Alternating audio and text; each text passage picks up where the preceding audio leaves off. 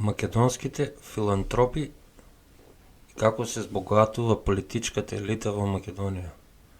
Примерот на Македонија покажува како партијата, државата и бизнисот може да се спојат за да формираат машина за пари.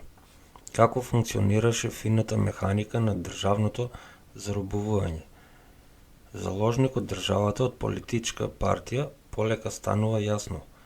Модерно покровителство во Македонија, богатите и влијателните македонци инвестираат не само во профитабилни бизниси, туку и во општеството.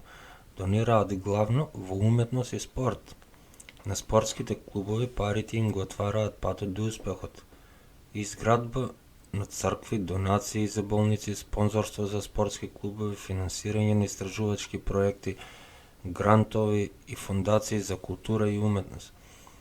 Македонските филантропи, како што сакаат да се нарекуваат, ги истураат своите пари во овие области. Во Македонија, која има само околу 2 милиони жители, има повеќе од 10 мултимилионери. Повеќето од нив го стекнале своето богатство од падот на социјализмот. Еден од нив е и Ристо Гуштеров. Тој припаѓа на генерацијата деловни луѓе кои пораснаа во компанијата Технометал, која беше најголемата македонска увозна и извозна компанија за време на социјализмот.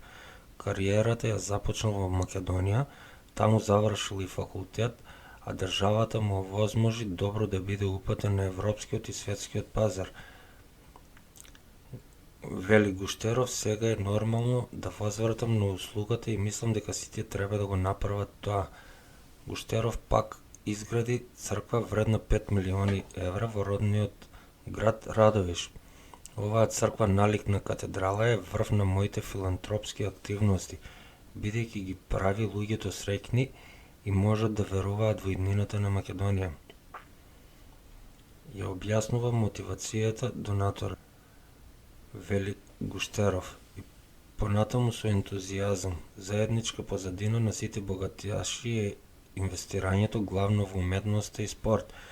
Уметниците во Македонија го поздравуваат овој тренд. Како уметник исклучително сум задоволен што сега има покровители во Македонија.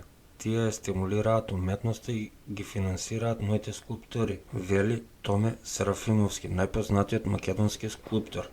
Неговите дела во кои мајка Тереза е родена во Скопје има централна улога, се изложени во Белград, Ватикан, Варшава, Скопје, Охрид, Загреб и Виена.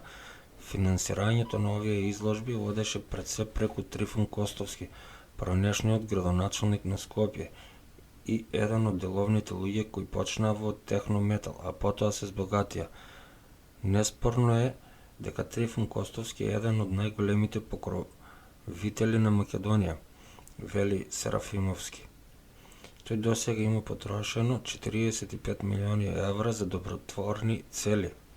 Костовски, например, ја финансираше реконструкцијата на важната православна црква во Скопје и поддржуваше истражувачки проект на МАНУ.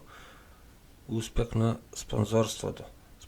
Спортот веќе долги години има корист од спонзорирањето на најбогатите македонци.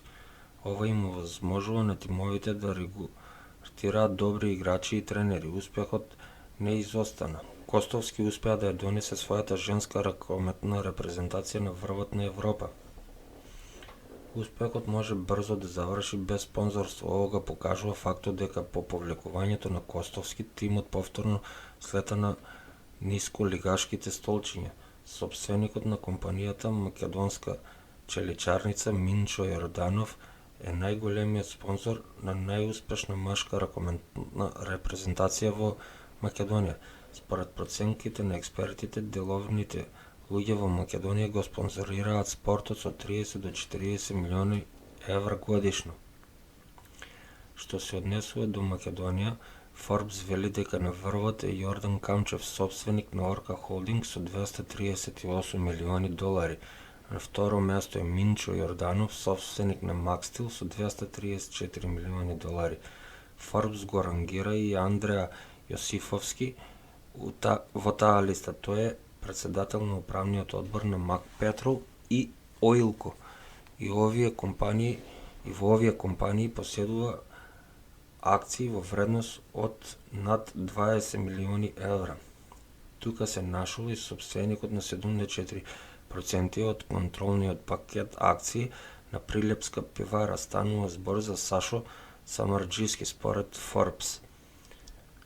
Исто тука спаја и Душко Туџаров и фамилијата Туџаров се дел од групацијата Реплек АД Скопје според податоците од Централниот депозитар.